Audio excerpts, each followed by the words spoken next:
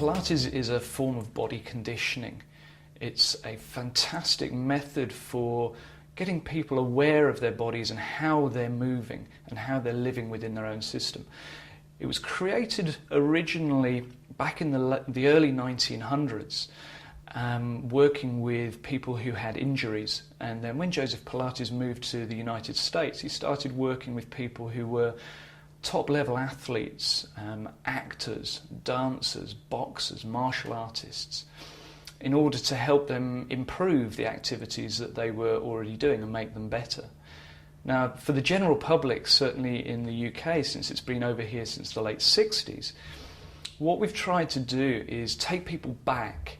We spend the early years of our lives actually mastering our bodies. We go from that being born to crawling, to toddling, to standing up on two legs, to going through the teenage kind of gangly years, until we get to our kind of early 20s where we master the use of our body. We become almost physically perfect. And then from that point, somehow we seem to become almost complacent, and we ignore the use of our bodies, and then wonder why that when we're getting to our later years, our early 50s, early 60s, why we're having joint problems, back problems, fatiguing because we're not breathing properly, getting generally less aware of our bodies and therefore losing our vitality. So what we're trying to do with Pilates nowadays is take people back to those early years to build their awareness of how they're living within their bodies and how they're moving, and then developing that through their muscular strength, their flexibility, their coordination, improving their breathing, getting them more relaxed, reducing the stress, and generally enabling them to use their bodies for longer. The early principles of Pilates, or the first 5 principles of Pilates, they're concentration, relaxation, alignment, breathing, and centering. Now, what do I mean by that? Concentration, first of all, you've got to be able to remove all the other strains and stresses and thoughts of everything that's going on in your life. You've got to take yourself into your own body and think about what you're actually about to do.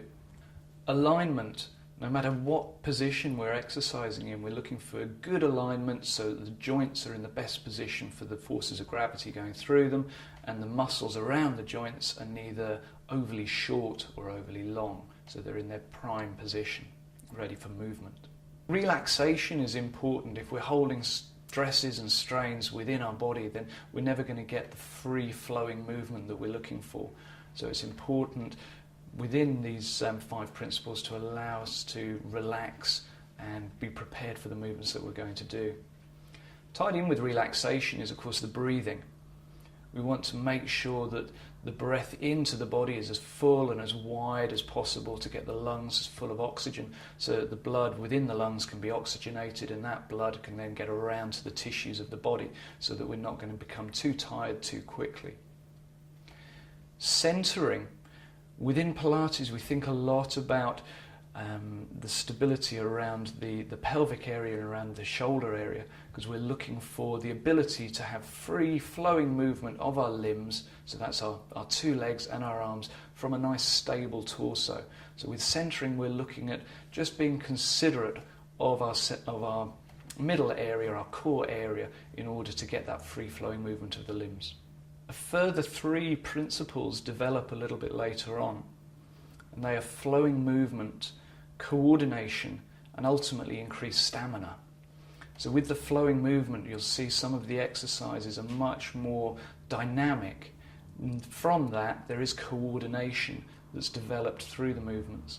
And overall, as we're getting all of those previous 7 principles together, we're developing the stamina of the whole body.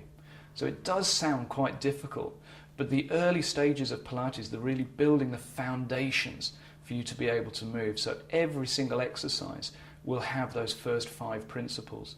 Once they've been mastered and the body is able to move well, then we'll develop the further 3. Initially, to start Pilates, what you need to do is find a good teacher. Now, once you've found a good teacher, there's a number of different options that you can do. What we would recommend is that you would do maybe 4 or 5 one-to-one sessions with that teacher so that they can get a really good idea of how your body currently moves and what exercises are appropriate for you. Once you've done that, you may be able to join a group class, and this is where the majority of the Pilates in the UK occurs. And all that's required for a group class is your body, a mat, maybe some cushions, and possibly some small equipment, whether it be small toning circles or stretch bands that can complement the development of your awareness. There is also the option that you can go to a Pilates studio. Now, there are less of these around the country, but they are around. And within the Pilates studio, you'll find a number of pieces of equipment. The Reformer is probably the most common, with the Cadillac, the Wonder Chair, the Ladder Barrel being the 3 others. Now, the purpose of the machines within a Pilates studio is to enable you to break down the exercises. When you're on the mat work, what you're getting is you using your body within space. It's just you and in gravity. It's very, very difficult to actually build up the awareness of how your body is working. So within the machines, you get much, much better feedback of which muscles are recruiting, when they're working, when you're releasing, how much you're having to work and stabilize, so that when you come back to do the mat work, you can regain that awareness from your memory and then hopefully do the mat work exercises more effectively.